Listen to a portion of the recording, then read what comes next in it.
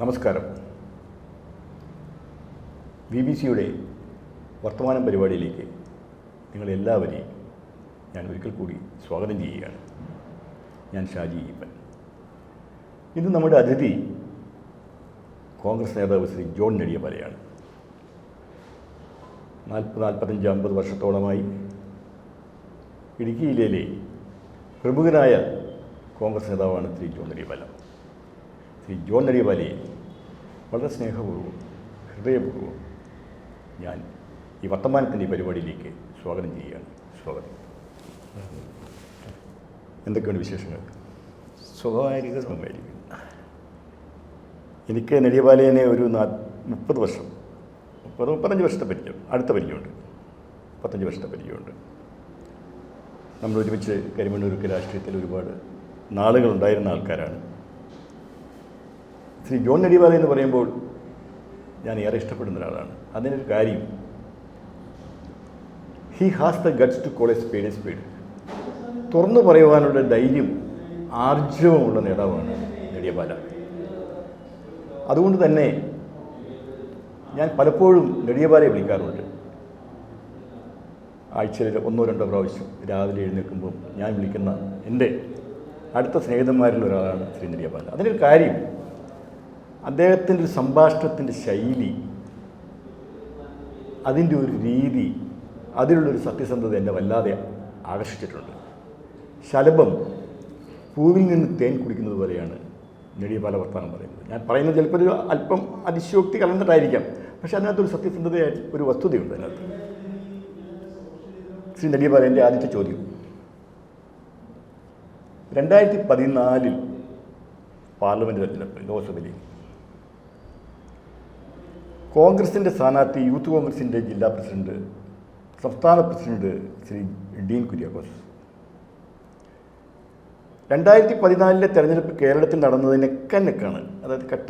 അതായത് 40% വോട്ട് ഇടതുമുന്നണിക്കും 42% വോട്ടുകൾ UDF-നും കിട്ടിയ തെരഞ്ഞെടുപ്പായിരുന്നു.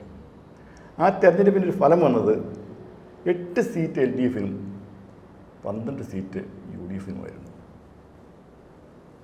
4-5 സീറ്റ് അല്ലെങ്കിൽ 5-6 സീറ്റ് എടുത്താൽ കൃത്യമായിട്ട് ജയിക്കാൻ സാധ്യതയുള്ള, UDF-ന് ജയിക്കാൻ സാധ്യതയുള്ള ഒരു സീറ്റാണ് ഇടുക്കി പാർലമെൻറ്റ് മണ്ഡലം എന്ന് പറയുന്നത്.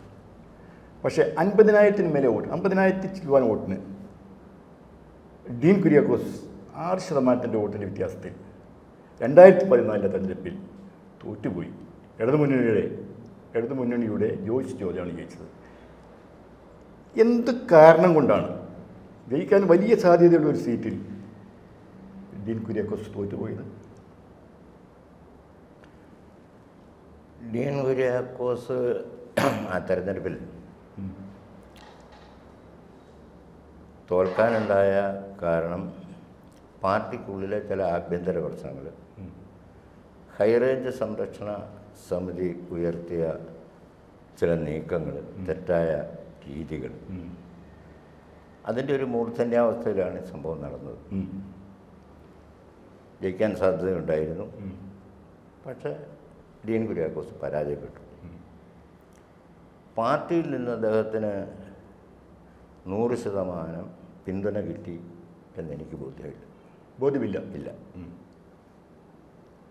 എന്ന് വിചാരിച്ച് ആരെയെങ്കിലും ഒറ്റപ്പെടുത്താനോ അതിൽ പ്രതിസ്ഥാനത്ത് നിർത്താനോ ഒന്നുമില്ല. അത് കഴിഞ്ഞു പോയൊരു കാര്യമാണ്. അല്ല, കഴിഞ്ഞു പോയ കാര്യമാണെങ്കിലും ഒരു പ്രധാനപ്പെട്ട കാര്യമാണ്. പ്രത്യേകിച്ച് ഒരു പാർലമെൻറ്റ് തെരഞ്ഞെടുപ്പിൽ, അതിനുശേഷം നടന്ന 2019 തെരഞ്ഞെടുപ്പിലും 2024 ഈ കഴിഞ്ഞ തെരഞ്ഞെടുപ്പിലും ഡീൻ കുര്യാക്കോസ് പിടിച്ച വോട്ടിൻ ശതമാനം എന്ന് പറയുന്നത് 50% മുകളിലാണ്. അതായത് പോൾ ചെയ്ത വോട്ടിൻ്റെ പകുതിയിലധികം വോട്ട് ഡീൻ പിടിച്ചു. അത്രയും വലിയ സാധ്യതയുള്ളൊരു മണ്ഡലമാണ്. ഈ ഹൈറേഞ്ച് സംരക്ഷണ സമിതി എന്ന് പറയുന്നത് 2014 മാത്രമല്ല ഉള്ളത്, ഇപ്പോഴും ഉണ്ട്, 2019 ഉണ്ട്. അപ്പോൾ അതിനകത്ത് ഹൈറേഞ്ച് സംരക്ഷണ സമിതിയുടെ വോട്ടിൻ്റെ ഒരു വന്നതുകൊണ്ടോ എന്ന് വേണമെങ്കിൽ ചെറിയ രീതിയിൽ പറയാമെങ്കിലും പ്രധാന കാരണം അദ്ദേഹത്തെ ഡീൻ കുര്യാക്കോസിനെ തോൽപ്പിക്കുന്നതിന് വേണ്ടി UDF-ൽ നിന്ന് അല്ലെങ്കിൽ കോൺഗ്രസിൻ്റെ ഉള്ളിൽ നിന്ന് ആരെങ്കിലും പ്രവർത്തിച്ചിട്ടുണ്ടോ? തീർച്ചയായിട്ടും വന്നതിനെ സംബന്ധിച്ച് പരാതി ഉണ്ടായിരുന്നു. പാർട്ടി ഒരു കമ്മീഷനെ വെച്ചിരുന്നു, അവരുടെ ഫൈൻഡിങ്സ് ഉണ്ട്, അതിൻ്റെ റിപ്പോർട്ട് KPC ഓഫീസിലുണ്ട്, പുറത്തു വിട്ടിട്ടില്ല. അതാരാണെന്ന് പറയാൻ പറ്റുമോ? ആരാണ് പ്രവർത്തിച്ചതെന്ന് പറയാൻ പറ്റുമോ?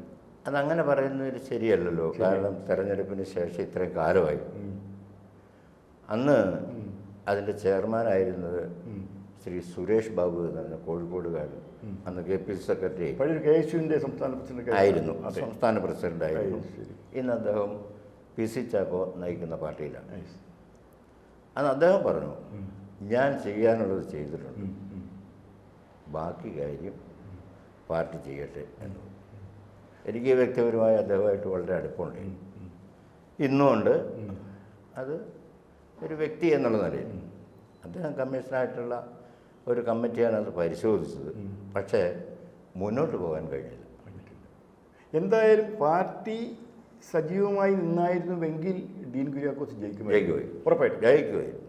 അപ്പം നല്ല രീതിയിലുള്ള ഒരു വിഭാഗീയത അന്നുണ്ടായി, 2014 ഉണ്ടായിരുന്നു. അത് ആരാണെന്ന് പറയാൻ പറ്റില്ല. പക്ഷേ ആരാണെന്ന് ഞാൻ പറയുന്നില്ല. ജനങ്ങൾക്കറിയാം.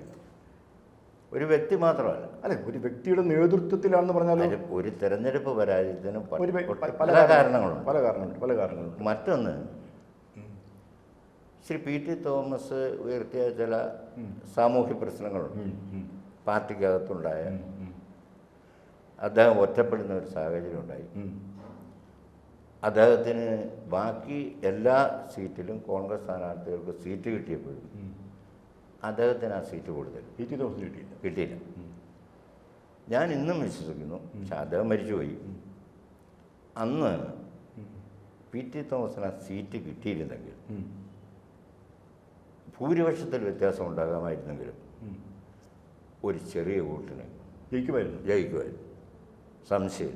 PT തോമസിനെ കുറിച്ചുള്ള താങ്കളുടെ അഭിപ്രായം എന്താണ്? അങ്ങയുടെ PT തോമസിനെ കുറിച്ചുള്ള അങ്ങയുടെ അഭിപ്രായം ഒരു രാഷ്ട്രീയ നേതാവ് എന്ന നിലയ്ക്കും വ്യക്തിപരമായിട്ടുള്ള അഭിപ്രായം എന്ന് പറയാമോ? രാഷ്ട്രീയ നേതാവ് എന്നുള്ള നിലയ്ക്കും വ്യക്തിപരമായ നിലയ്ക്കും ഞാൻ യൂത്ത് കോൺഗ്രസിൻ്റെ ഈ നിയോജകമണ്ഡല സെക്രട്ടറിയായി പ്രവർത്തിക്കുന്ന കാലത്താണ് അദ്ദേഹം ന്യൂമാൻ കോളേജിൽ വിദ്യാർത്ഥിയായി വരും. അടിയന്തരാവസ്ഥ കാലഘട്ടങ്ങളിലാണ്. അതെ. അല്ല, അദ്ദേഹം വരുന്നത് ആ കാലഘട്ടത്തിലാണ്. ഞാൻ യൂത്ത് കോൺഗ്രസിൽ സജീവമാണ്. ഞാൻ നിയോജകമണ്ഡല സെക്രട്ടറി. അപ്പം അന്ന് മുതലൊരു പരിചയം നമ്മളിൽ പലർക്കും ഇല്ലാത്ത ചില വാസന ക്വാളിറ്റികൾ അദ്ദേഹത്തിനുണ്ട്.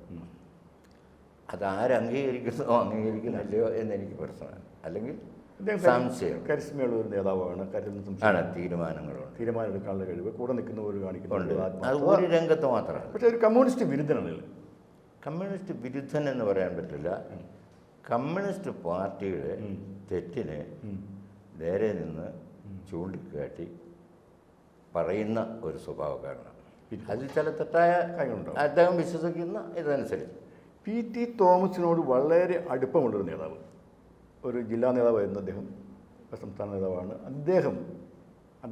PT തോമസുമായി ചെറിയൊരു അഭിപ്രായ വ്യത്യാസം ഉണ്ടായതിൻ്റെ പേരിലായിരുന്നു അന്ന് ആ വിഭാഗീയത ഉണ്ടായതും ഡീൻ കുര്യാക്കോസ് തോറ്റതും എന്ന് പറഞ്ഞാൽ എന്ത് പറയുന്നു?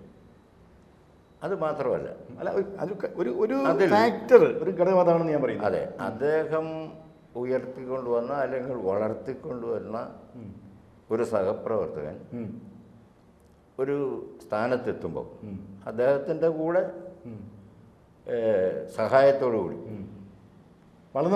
വളർന്നു വന്ന് ഒരു സ്ഥാനത്തെത്തിക്കഴിഞ്ഞപ്പോൾ അദ്ദേഹത്തോട് നീതി പുലർത്തിയില്ല. അതായത് PT തോമസിനോട് ഈ ഭാഗ്യം കിട്ടിയ ആൾ നീതി പുലർത്തിയില്ല എന്ന് ഇന്നും വിശ്വസിക്കുന്ന ആളാണ്. ഇന്നും എന്തായിരുന്നു ആ അനീതി എന്ന് പറയാൻ പറ്റുമോ? വളർത്തിക്കൊണ്ടുവന്ന ആള് വളർത്തിയ ആളോട് കാണിച്ച നന്ദികേട് അല്ലെങ്കിൽ അനീതി എന്തായിരുന്നു പറയാൻ പറ്റും? എന്തായിരുന്നു എന്ന് എനിക്ക് 100% പറയാൻ കഴിയില്ല. എൻ്റെ ചില ധാരണകളുണ്ട്, ഊഹാപോഹങ്ങളുണ്ട്. ഓരോരുത്തർക്കും ചില താല്പര്യങ്ങളുണ്ടാകും. ആ താല്പര്യങ്ങൾക്ക് അനുസരിച്ച് എത്തപ്പെട്ടില്ല അല്ലെങ്കിൽ എന്നൊരു തോന്നൽ അദ്ദേഹത്തിന് ഉണ്ടായി കാണും. അല്ല, അങ്ങനെ അദ്ദേഹത്തിന് ഉണ്ടാവാനുള്ള കാരണങ്ങളൊന്നുമില്ല. അദ്ദേഹം ഇവിടെ ജില്ലാ പഞ്ചായത്ത് മെമ്പറായിരുന്നു. അതുപോലെ തന്നെ DCC, പേരൊന്നും പറയുന്നില്ല, DCCയുടെ മുതിർന്ന ഭാരവാഹിയായിരുന്നു. ജില്ലയിൽ പ്രത്യേകിച്ച് ആ പഞ്ചായത്തിലേക്ക് അറിയപ്പെടുന്ന വലിയ നേതാവാണ്. അപ്പോൾ അതൊക്കെ വളർന്നു വന്നത് അതിന് അദ്ദേഹത്തിൻ്റെ കഴിവ് അതിനകത്തുണ്ട്. ഇപ്പോൾ PT തോമസിൻ്റെ ലാളന കൊണ്ട് മാത്രം പറയാൻ പറ്റില്ല. PT തോമസ് ഒരു പക്ഷേ ഒരു വഴികാട്ടിയായിരുന്നിരിക്കാം, പക്ഷേ അദ്ദേഹം കഴിവുള്ള നേതാവാണ്. വഴികാട്ടി എന്ന് പറയാൻ പറ്റില്ല. അതുകൊണ്ട് മാത്രം എന്ന് എനിക്ക് പറയാൻ പറ്റുള്ളൂ. എനിക്ക് കാരണം MP ആയിരുന്ന PT തോമസ് DCC പ്രസിഡന്റുമായിരുന്നു. അതെ, ആ കാലത്ത് അന്ന് ഇദ്ദേഹം വൈസ് പ്രസിഡന്റ് മറ്റായിരുന്നു അല്ലേ? Vice president, party vice president, general secretary ആയിരുന്നു ഒക്കെ. അത് കഴിഞ്ഞ് PT തോമസ് ജയിച്ചു കഴിഞ്ഞപ്പോൾ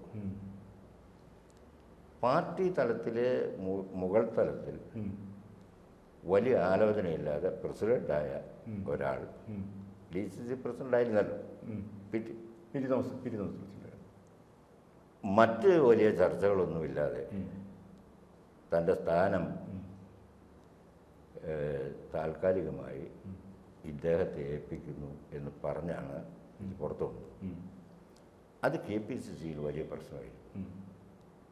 അല്ല, KPCC എന്തിന് പ്രശ്നമാണ്? കാരണം ഒരു DCC പ്രസിഡന്റ് എനിക്ക് തോന്നുന്നത് കോൺഗ്രസിൻ്റെ ഭരണഘടന അനുസരിച്ച് കോൺഗ്രസിൻ്റെ പ്രസിഡന്റ് മാറിക്കഴിഞ്ഞാൽ ആ സ്ഥാനത്തേക്ക് അടുത്ത ഒരു അഡ്ഹോക്കായിട്ട് അടുത്ത ഒരു പ്രസിഡന്റിനെ എല്ലാവരും കൂടി ആലോചിച്ച് തീരുമാനിക്കുന്നത് വരെയുള്ള ചുമതല വാസ്തവത്തിൽ വഹിക്കുന്നത് വൈസ് പ്രസിഡന്റാണ്, അത് ജനറൽ സെക്രട്ടറി അല്ല. ആ നിലയ്ക്ക് അദ്ദേഹം വൈസ് പ്രസിഡന്റ് ആയിരുന്ന അദ്ദേഹം പ്രസിഡന്റ് സ്ഥാനത്തേക്ക് വരുന്നതിൽ എന്താ തെറ്റിരിക്കുന്നത്? തെറ്റ് പറഞ്ഞില്ല. പക്ഷേ ഈ പാർട്ടിയിൽ ഒരു വൈസ് പ്രസിഡന്റ് പലരുണ്ടായിരുന്നു.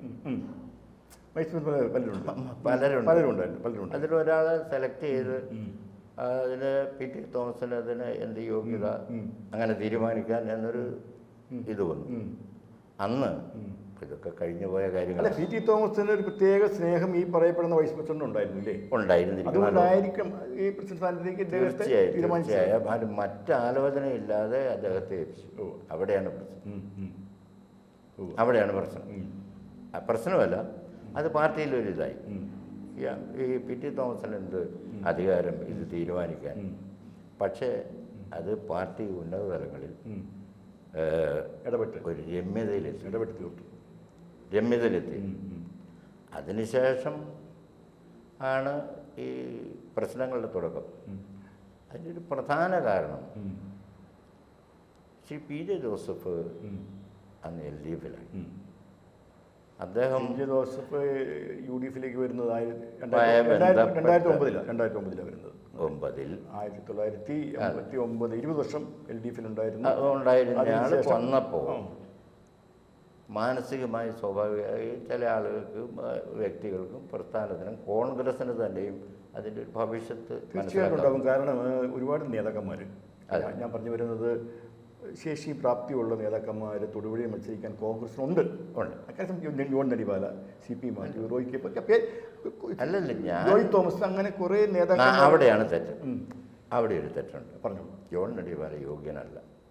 അതിപ്പോൾ ജോൺ നെടിവാല തീരുമാനിക്കേണ്ട കാര്യമല്ലല്ലോ. അല്ല, എൻ്റെ ഇത് പറയാൻ നമുക്ക് ഓരോ ഇതുണ്ട്. എനിക്ക് 35 വയസ്സായാൽ ഇന്ത്യയുടെ പ്രസിഡന്റ് ആകാൻ എനിക്ക് യോഗ്യതയുണ്ടെന്ന് വേണമെങ്കിൽ പറയാം. അത് പറയാം. പക്ഷേ നമ്മുടെ ഒരു പൊതുപ്രവർത്തകന് ആഗ്രഹിക്കാൻ പരിമിതികളുണ്ട്. ഒരുപടി താൻ ജീവിക്കുന്ന ചുറ്റുപാട്, സാമൂഹ്യ പ്രശ്നങ്ങൾ, മറ്റു കാര്യങ്ങൾ ആർക്കും ആഗ്രഹിക്കാവും. പക്ഷെ ആഗ്രഹത്തിന് ഇതനുസരിച്ച് ഒരു പാർട്ടിക്കും ചിലപ്പോൾ തീരുമാനം എടുക്കാനോ കൂടാതെ ചിലപ്പോൾ പാർട്ടി തീരുമാനം തെറ്റായിരിക്കാം. പക്ഷേ അങ്ങനെ വരുമ്പോൾ അതിൻ്റെ എല്ലാം കുന്തമന PJ ജോസഫ് UDFിൽ വന്നതിൽ അമർഷമുള്ളവരെ അതിൻ്റെ ഉത്തരവാദി PT തോമസ് ആണെന്ന് വരുത്തി തീർക്കാൻ ചില ആളുകൾക്ക് ബോധപൂർവമായ ശ്രമം. PJ ജോസഫ് LDF വിട്ട് UDFിലേക്ക് വരുവാനുണ്ടായ കാരണങ്ങളിലൊന്ന് PT തോമസ് ആണെന്ന് വന്നതിന് ശേഷമുള്ള പ്രശ്നമുണ്ട്. അല്ല, ഞാൻ പറഞ്ഞ വന്നതിൽ PT തോമസിന് പ്രത്യേകിച്ച് വന്നതിന് ശേഷം അയാളുടെ പൊതു സ്വഭാവം അനുസരിച്ച് ഏത് കാര്യത്തിലും എക്സ്ട്രീമായി നിൽക്കുന്ന പോലെ 100 PJ ജോസഫിന് വേണ്ടി നിന്നു. ആര് നിന്നു? PT തോമസ് നിന്നു. മറ്റേ ആൾ നിന്നില്ല. എങ്ങനെ? കാരണം മറ്റേ ആൾക്ക് ഈ PJ ജോസഫിൻ്റെ LDF വിട്ട് UDFിലേക്കുള്ള വരവ് ഇഷ്ടപ്പെട്ടില്ല. കാരണം PJ ജോസഫിൻ്റെ വരവ് PT തോമസ് അന്ന് MP ആയിരിക്കുന്നത് കൊണ്ട് പിന്നീട് വരുന്ന നിയമസഭാ തെരഞ്ഞെടുപ്പിൽ മറ്റേ ആൾക്ക് ഇവിടെ സീറ്റ് കിട്ടുന്ന ഒരു ധാരണ ഉണ്ടായിരിക്കാം. മേ ബി ചിലപ്പോൾ അതുകൊണ്ടായിരിക്കും. അല്ലാതെ വേറെ- അതാണ് ഞാൻ പറഞ്ഞത്. വേറെ എന്ത് ഓരോ മനുഷ്യരുടെ ആഗ്രഹങ്ങൾക്ക് ഒരു പരിധി ഉള്ളത് നല്ലതാണ്. എന്താ ചരിത്രം അങ്ങനെയാണല്ലോ നമ്മളെ പഠിപ്പിക്കുന്നത്. പക്ഷേ ആഗ്രഹിക്കാം, പക്ഷേ ചില സാധ്യതകൾ പോലെ തന്നെ സങ്കീർണതകളുണ്ട്. അല്ല, എൻ്റെ ചോദ്യം, ഞാൻ ചോദ്യത്തിലേക്ക് വന്നു കഴിഞ്ഞാൽ പ്രധാനപ്പെട്ട ചോദ്യത്തിലേക്ക്, എന്തുകൊണ്ടാണ് ഈ ആ ആൾക്ക് പി ടി തോമസിനോട് ശക്തമായ ഒരു വിരോധം? ഇത് മാത്രം മതിയോ? ഇപ്പം ഈ പി ജോസഫ് വന്നതുകൊണ്ട് അതിനുശേഷം ഉണ്ടായ അത് പി ടി തോമസിൻ്റെ എതിർപ്പുകൾ എന്ന് പറയുന്ന രൂക്ഷമായ എതിർപ്പുകൾ, അത് കൂടെ നിൽക്കുമ്പോഴും ആ രൂക്ഷത കൂടെ നിൽക്കുന്ന കാര്യത്തിലുണ്ട്. അത് കമ്മ്യൂണിസ്റ്റ് പാർട്ടിയെ എതിർക്കുന്ന കാര്യത്തിലുള്ള നയപരമായ കാര്യങ്ങളുണ്ട്. നയപരമായ കാര്യങ്ങളുണ്ട്. അതിലൊന്നും ഒരു വിട്ടുവീഴ്ചയില്ല. ഇല്ല. അത് മുഖ്യമന്ത്രിയോടും അങ്ങനെയാണ്. അത് പിണറായി വിജയൻ എന്ന വ്യക്തിയോടുള്ള വിരോധം കൊണ്ടല്ല, അദ്ദേഹത്തോടുള്ള നിലപാടുകളുടെ വ്യത്യാസമാണ് ആണ്. ഇത് UDF തീരുമാനിച്ചു. PJ ജോസഫ് ഇങ്ങോട്ട് വരും, അദ്ദേഹം വരുന്നു. പിന്നെ അദ്ദേഹം ജയിക്കേണ്ടതും ജയിപ്പിക്കേണ്ടതും UDFന്റെ ഉത്തരവാദിത്വം, കോൺഗ്രസിന്റെ കൂടി ഉത്തരവാദിത്വമാണ്. കോൺഗ്രസിന്റെ കൂടെ ഉത്തരവാദിത്തമാണെന്നുള്ള ബോധ്യം ഉണ്ട്. അപ്പം അതുകൊണ്ട് അങ്ങനെ നിന്നു. അത് ഇഷ്ടപ്പെടാത്ത കുറേ ആളുകളുണ്ട്. സ്വാഭാവികമാണല്ലോ, ഇഷ്ടപ്പെടാത്ത കുറേ ആളുകളുണ്ട്. അവരെ ഇങ്ങോട്ട് അടുപ്പിക്കുക, ചുമതലപ്പെട്ടവർ അതിൻ്റെ മുൻപന്തിയിൽ നിൽക്കുക എന്ന് പറയുമ്പോൾ ഒരു പ്രശ്നം. അപ്പോൾ ആ ഒരു ഇഷ്ടക്കേട് പി ടി തോമസ് ഭരിക്കുന്നത് വരെ ഈ ആൾക്കുണ്ടായിരുന്നോ? ഈ ആൾക്ക് ഉണ്ടായിരുന്നു ചോദിച്ചാൽ ഇപ്പം മറ്റൊരാളുടെ ഇതെങ്ങനെയാണ് ഞാൻ പറഞ്ഞ അങ്ങനെ വ്യക്തിപരമായിട്ടൊന്നുമല്ല ചോദിച്ചത്. നമ്മുടെ ഈ പാർട്ടി പ്രവർത്തനങ്ങളിലും അവർ പങ്കെടുക്കുന്ന യോഗങ്ങളിലൊക്കെ ഒന്ന് വിട്ടു നിൽക്കുന്ന രീതിയിലുള്ളൊരു സംഭവം ഉണ്ടായിരുന്നു. പി ടി തോമസിനോടുള്ളതായിട്ട് എനിക്ക് തോന്നിയിട്ടുണ്ട്. പി ടി തോമസിനോട് ഇയാൾക്ക് അടങ്ങാത്ത പകയുണ്ടെന്ന് എനിക്ക് തോന്നിയിട്ടുണ്ട്. മരിക്കുന്നവരെ, പി ടി തോമസ് മരിക്കുന്നവരെ. അതെ, സത്യമാണത് എന്നാണ് ഞാൻ വിശ്വസിക്കുന്നത്. എൻ്റെ വിശ്വാസം ശരിയായിക്കൊള്ളുന്നില്ല. എന്തായാലും ഇപ്പോൾ കോൺഗ്രസ് എല്ലാം യോജിച്ച്, ഈ പറയപ്പെടുന്ന ആളുമൊക്കെ ഒന്നിച്ച് യോജിച്ച് ഒരുപോലെയാണ് ഇപ്പോൾ ഈ ഇടുക്കി ജില്ലയിൽ തൊടുപുഴ പോകുന്നത്. കോൺഗ്രസിന് സ്വാഭാവികമായ അഭിപ്രായ വ്യത്യാസങ്ങളും ഒക്കെ ഉള്ള ഒരു പാർട്ടിയാണ്. ഇപ്പം വലിയ കുഴപ്പമില്ലാതെയാണ് മുന്നോട്ട് പോകുന്നത്. ശരി, നമുക്ക് ആ ചർച്ച അവിടെ നിർത്താം. അടുത്ത ചോദ്യം, 2020 തദ്ദേശ സ്വയംഭരണ സ്ഥാപനങ്ങളിലേക്കുള്ള തെരഞ്ഞെടുപ്പ്. ആ തെരഞ്ഞെടുപ്പിൽ കരിമണ്ണൂർ ബ്ലോക്ക് പഞ്ചായത്തിലെ വാർഡിൽ നിന്നും മത്സരിക്കാൻ സാധ്യതയുള്ള ഒരു പേര് നെടിപാലയുടേതായിരുന്നു. അങ്ങനെ മത്സരിച്ച് ജയിച്ചാൽ കാരണം ജയിക്കാൻ വലിയ സാധ്യതയുള്ള ഒരു വാർഡാണ് ഇളന്തേശം ബ്ലോക്ക്, അല്ലേ? ഇളന്തേശം ബ്ലോക്കും ഇപ്പോൾ UDF കിട്ടിയേക്കുന്നത്. ആ ജയിച്ച് വന്നായിരുന്നുവെങ്കിൽ ഇളന്തേശം ബ്ലോക്കിൻ്റെ പ്രസിഡൻ്റായി മാറാൻ വലിയ സാധ്യതയുള്ളൊരു നേതാവ്, ഇത്ര പാരമ്പര്യമുള്ള, വർഷങ്ങളോളം പരിചയമുള്ള, സീനിയറായിട്ടുള്ള നേതാവിൻ്റെ പേര് ആദ്യം പ്രചരിച്ചു. പക്ഷെ പിന്നീട് ലിസ്റ്റ് വന്നപ്പോൾ നെടിയപ്പാലയുടെ പേര്, ശ്രീ ജോൺ നെടിയപ്പാലയുടെ പേര് അവിടെ ഇല്ല. അത് ബോധപൂർവം ആരെങ്കിലും അത് നെടിയപ്പാലയെ മാറ്റിയതാണോ, അല്ലെങ്കിൽ അതിന് പിമ്പിൽ എന്തെങ്കിലും ആ രീതിയിലുള്ള ഒരു പാർട്ടി വിരുദ്ധ പ്രവർത്തനങ്ങൾ രഹസ്യമായി നടന്നു എന്ന് നെടിയപ്പാല വിശ്വസിക്കുന്നുണ്ടോ? അങ്ങനെ ഞാൻ വിശ്വസിക്കുന്നില്ല. ഇല്ല, എന്നെക്കാൾ മിടുക്കനായ ഒരാൾ ഇപ്പോൾ ജയിച്ചു വന്ന ആൾ നിങ്ങളെക്കാളും മിടുക്കനായ ആളാണെന്ന് പാർട്ടി കണ്ടെത്തി. അല്ല, നെടിയപ്പാലയുടെ ഒരു ഫീൽ എന്താണ്? ഞാൻ ഈ ലോകത്ത് ഒരു സ്ഥാനവും കോൺഗ്രസ്സിൽ ഞാൻ KPC മെമ്പറായി പ്രവർത്തിച്ചിട്ടുണ്ട്, മറ്റേ DCCയിലെ ഭാരവാഹിയായി പ്രവർത്തിച്ചിട്ടുണ്ട്, ജില്ലയിലെ പല മുതിർന്ന നേതാക്കളുമാരുമായി സഹകരിച്ച് പ്രവർത്തിച്ചിട്ടുണ്ട്. ഞാൻ ഒരിക്കലും ഒരു സ്ഥാനവും ആഗ്രഹിച്ചിട്ടില്ല. ഞാൻ ചോദിച്ച് വാങ്ങിച്ചിട്ടില്ല. എനിക്ക് തന്നത് മേടിച്ചിട്ടുണ്ട്, തന്നത് വാങ്ങിയിട്ടുണ്ട്. തന്ന സ്ഥാനമാനങ്ങളൊക്കെ കുറഞ്ഞു പോയി എന്ന് തോന്നുന്നുണ്ടോ?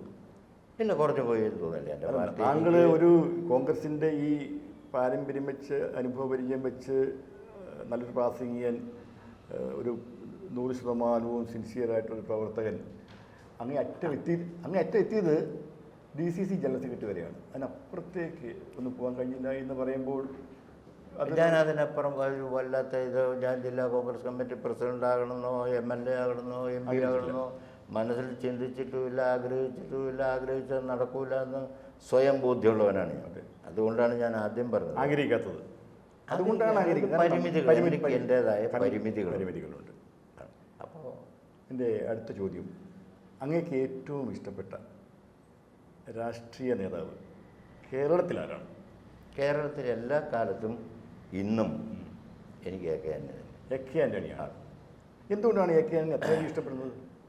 അത് കാരണം ചിലർ നല്ല സൈദ്ധാന്തികനാവാം, അതല്ലെങ്കിൽ വളരെ ഓർഗനൈസറാവാം, നല്ല ഫൈറ്ററാവാം, അതല്ലെങ്കിൽ എന്താ പറയുന്നത് നല്ലൊരു ഭരണകർത്താവാം. പല കാരണങ്ങളുമുണ്ട് ഒരാൾ നമുക്ക് ഇഷ്ടപ്പെടും, ഒരു രാഷ്ട്രീയ നേതാവിന്. അപ്പോൾ അതിൽ ഏത് കാരണമാണ് നെടുമ്പാലയ്ക്ക് ഈ അദ്ദേഹത്തിൻ്റെ നമ്മൾ വിചാരിക്കാത്ത ഒരു ലാളിത്യം ഒരു വലിയ ഇതാണ്. എത്ര സ്ഥാനത്തിരുന്നാലും അത് ത്യജിക്കാൻ, മറ്റ് ബുദ്ധിമുട്ടില്ലാതെ ത്യജിക്കാൻ, കാറിൽ യാത്ര ചെയ്തെന്ന ഒരു സുഖം ഒരു ഓട്ടോറിക്ഷയിൽ പോകുമ്പോൾ കിട്ടൂല്ലോ. ഇല്ല.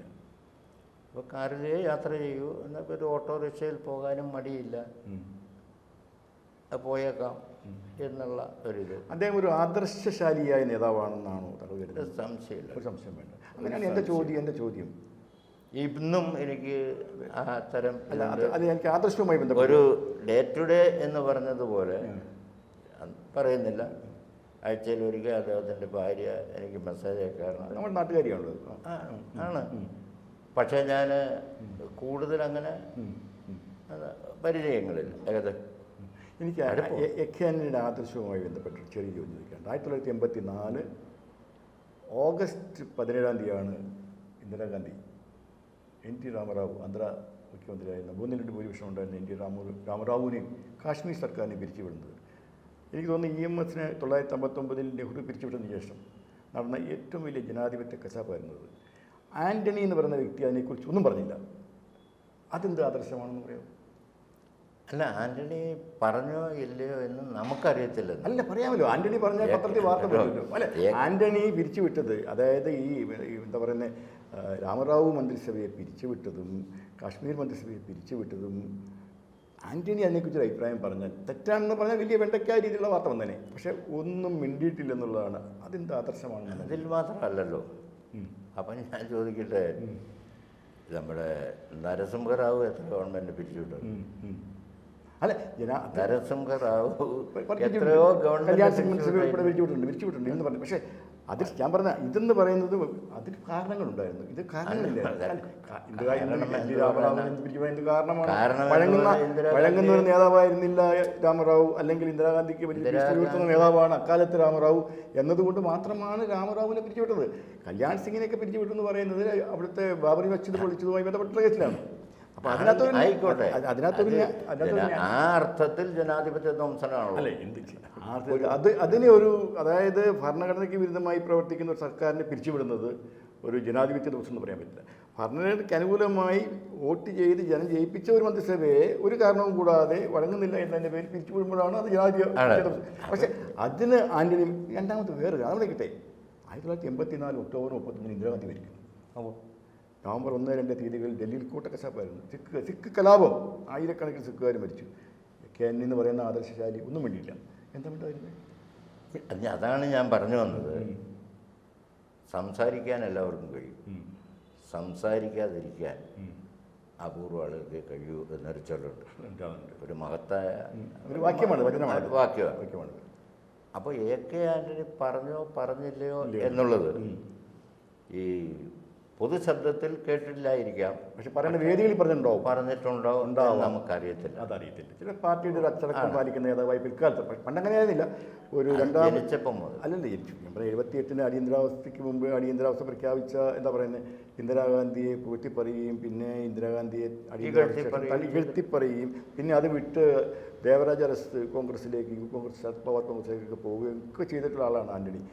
അപ്പോൾ അന്ന് ആ കാലത്ത് ആൻ്റണി അഭിപ്രായങ്ങൾ പറയാമായിരുന്നത് ആൻ്റണി ആയിരുന്നു. പക്ഷേ തിരിച്ച് വീണ്ടും 1981 വീണ്ടും ഇന്ദിരാ കോൺഗ്രസിലേക്ക് വന്നതിന് ശേഷം ആ പാർട്ടിയിൽ വരുന്ന ഏത് ഭരണഘടനാ വിരുദ്ധമായിട്ടുള്ള കാര്യങ്ങൾക്കും ആൻ്റണി മിണ്ടാതിരുന്നു എന്നുള്ളതാണ് സത്യം. അതവിടെ നിൽക്കട്ടെ, അതൊക്കെ അവിടെ നിൽക്കട്ടെ. അല്പം ദേശീയ രാഷ്ട്രീയം പറഞ്ഞിട്ട് നമുക്ക് ഈ ചർച്ചയോട് അവസാനിപ്പിക്കാം. കോൺഗ്രസ് രാജ്യത്ത് ഒരു വലിയ പരിതാപകരമായ ഘട്ടത്തിൽ തന്നെ നിൽക്കുന്നത്. ഇപ്പോൾ ഇത്തവണ 100 സീറ്റൊക്കെ കിട്ടിയെന്നുള്ളതൊക്കെ സത്യമാണ്. 36% വോട്ടുള്ള BJP അധികാരത്തിൽ വരുമ്പോൾ അതിനെല്ലാം എതിർത്ത് നിൽക്കുന്ന എല്ലാ പാർട്ടികളെയും കൂടി ഏകോപിപ്പിച്ച് മുമ്പോട്ട് കൊണ്ടുപോയിട്ടും കിട്ടിയില്ല, ഭരിക്കാൻ കിട്ടിയിട്ടില്ല. ഈ അടുത്ത കാലത്ത് നടന്ന ഹരിയാന മഹാരാഷ്ട്ര തെരഞ്ഞെടുപ്പിൽ രണ്ടും എടുത്തു പറയേണ്ട രണ്ട് തെരഞ്ഞെടുപ്പുകളാണ്. ഹരിയാന തെരഞ്ഞെടുപ്പ് എന്ന് പറയുന്നത് ഇത്രയധികം ആൻറ്റി ഇൻകുമൻസി വേവ്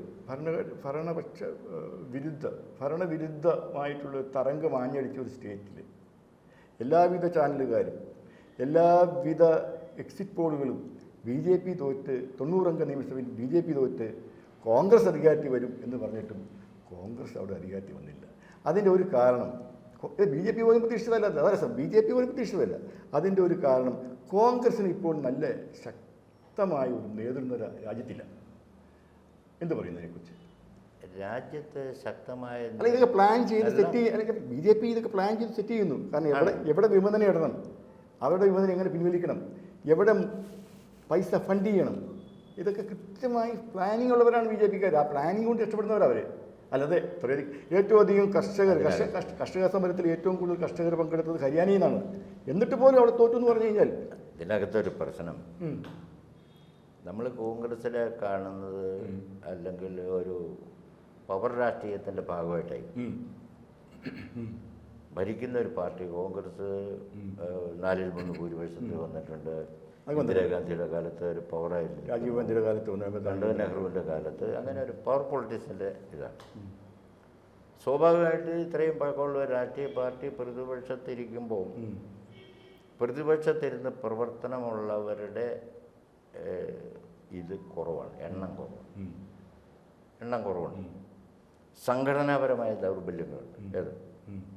അതൊരു പാർട്ടിക്ക് സ്വാഭാവികമായി ഉണ്ടാകാവുന്നതാണോ എന്ന് ചോദിച്ചാൽ സ്വാഭാവികമായി ഉണ്ടായി.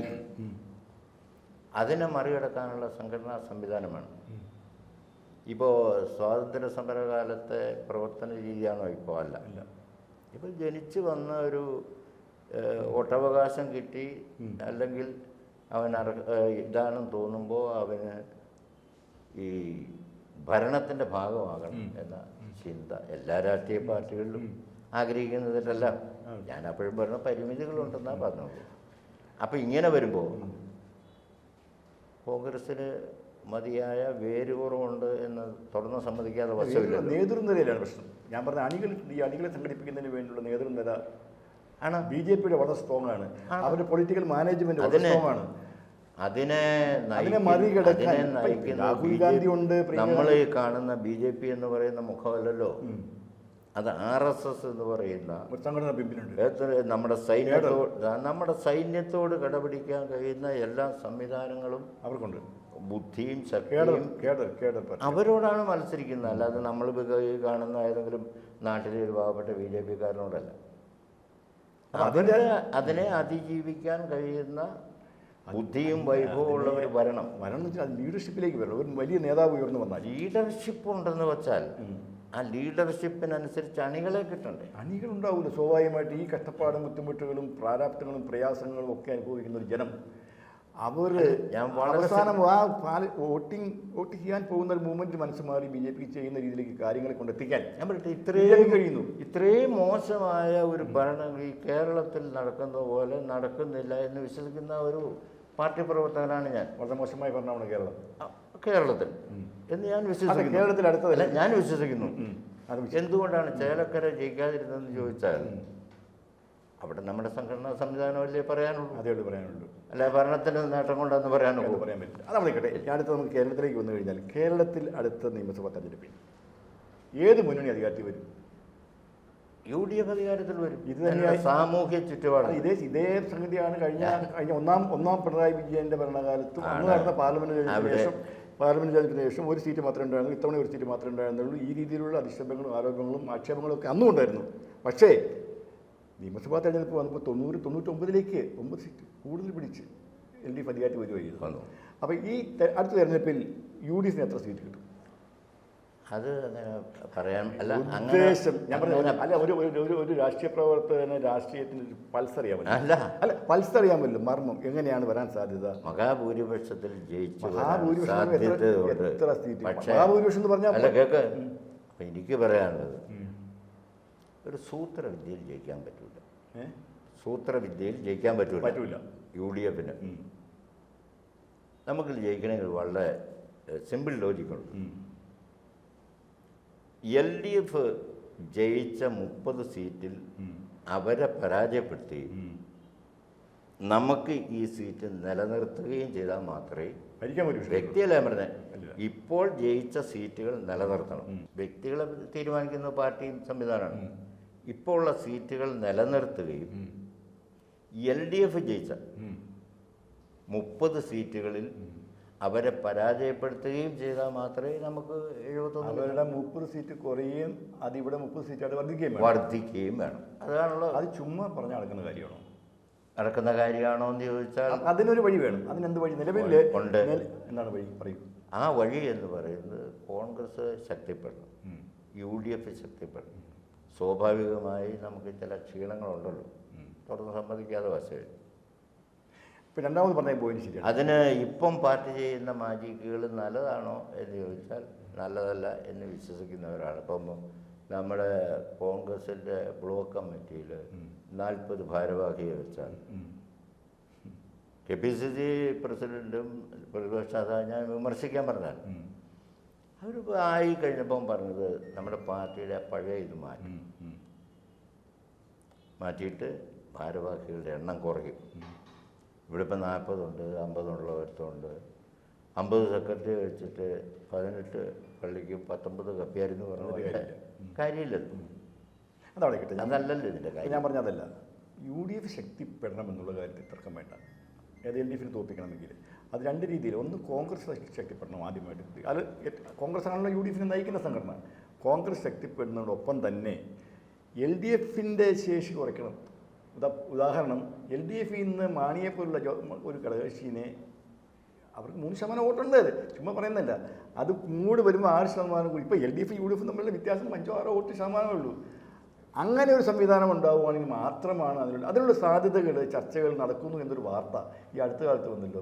കേരള ജോസ് കെ മാണിയുടെ പാർട്ടി LDF വിട്ട് UDF വരാൻ സാധ്യതയുണ്ട്. അത് ജോസ് കെ മാണി തള്ളി പറഞ്ഞിട്ടുണ്ട്. എങ്കിലും അതിന് പിമ്പിൽ എന്തൊക്കെയോ ചീഞ്ഞു നടന്നുണ്ട്. സത്യമാണത്. ഇല്ലെന്ന് നമ്മുടെ ഈ നഗ്നനേത്രങ്ങൾക്ക് മനസ്സിലാകുന്നില്ല. പിന്നെ KPCC പ്രസിഡന്റും പ്രതിപക്ഷ നേതാവും അതിന് അങ്ങനെ ഒരു സംഭവം നടക്കുന്നില്ല എന്ന് പറയുകയും ചെയ്തിട്ടുണ്ട്. പിന്നെ സാറിൻ്റെ മറ്റേ ജോസ് കെ മാണി പിന്നെ ഈ കാര്യം പൊളിറ്റിക്സാണ്. എന്ത് പറയാൻ പറ്റും. അല്ല, അതാണ് ഒരു വലിയ സാധ്യത. അങ്ങനെ വന്നാലാണ് LDFിന് ക്ഷീണം വരാൻ സാധ്യതയുള്ളൂ. LDF ചെയ്യുന്ന ഇപ്പോൾ CPI പോയാലും സംഭവിക്കും. ഇപ്പോൾ LDF ജയിക്കാൻ കഴിഞ്ഞ പ്രാവശ്യം ജയിക്കുവാനുള്ള ഈ പ്രധാനപ്പെട്ട കാരണങ്ങളിലൊന്ന് ജോസ് കെ മാണി അങ്ങോട്ട് പോയതാണ്. മധ്യ കേരളത്തിൽ ഞാൻ പറഞ്ഞ കോട്ടയം ജില്ലയിൽ എത്ര സീറ്റ് കൂടുതൽ പിടിച്ചവർ. അതിന് മുമ്പുണ്ടായിരുന്ന തെരഞ്ഞെടുപ്പിൽ ഈ പറയപ്പെടുന്ന ഫ്രാൻസിസ് ജോർജിൻ്റെ നേതൃത്വത്തിലുള്ള ജനാധിപത്യ കേരളം, കാരണം അവർക്കൊരു സീറ്റ് കിട്ടിയില്ലെങ്കിൽ പോലും അവർ അന്ന് പോയതാണ്. പോയപ്പോൾ അവരുടെ കൂടെ ഉണ്ടായിരുന്ന 1%, 2%, 3% വോട്ട് മാറി. ഇന്ന് ആ സാഹചര്യം മാറി. നമ്മളെ സപ്പോർട്ട് ചെയ്യുന്ന ഒരു സമൂഹം, അത് കൂടെ നിൽക്കാത്ത ഒരു സാഹചര്യം വന്നാൽ ഏത് എന്താ അടിതെറ്റിയാൽ ആനയും വീഴും എന്ന് പറഞ്ഞ പോലെ ആ സാഹചര്യം മാറി എന്ന് അവർക്കും ബോധ്യം വന്നാൽ ഇത് തിരിച്ചു എന്തായാലും ലാസ്റ്റ് ചോദ്യം സമയം time is running out. Last ചോദ്യം ചോദിക്കുകയാണ്. നെടിയപാല എന്ന് പറയുന്ന രാഷ്ട്രീയ നേതാവിന് ഇനി എന്താണ് രാഷ്ട്രീയത്തിൽ ഒരാഗ്രഹമുള്ളത്? ഒരേ ഒരു ആഗ്രഹം പറയാം. അങ്ങനെയുള്ള ഇപ്പോൾ രാഷ്ട്രീയവുമായി ബന്ധപ്പെട്ട ആഗ്രഹം പറഞ്ഞാൽ മതി. ഇല്ല, അങ്ങനെ യാതൊരു ആഗ്രഹം നേരത്തെ ഞാൻ പറഞ്ഞു, ഇന്നും ഇല്ല. കോൺഗ്രസ്സുകാരനായി ജീവിച്ചു മരിക്കുക എന്നുള്ളതല്ലേ ഉള്ളൂ. വളരെ എന്നെ പറ്റുന്ന ഇത് ചെയ്യും. തീർച്ചയായിട്ടും. വളരെ നന്ദി Shri John Nediyapala. Thank you very much. BBC വർത്തമാനം പരിപാടിയോട് സഹകരിച്ചത്. Thank you very much. Okay.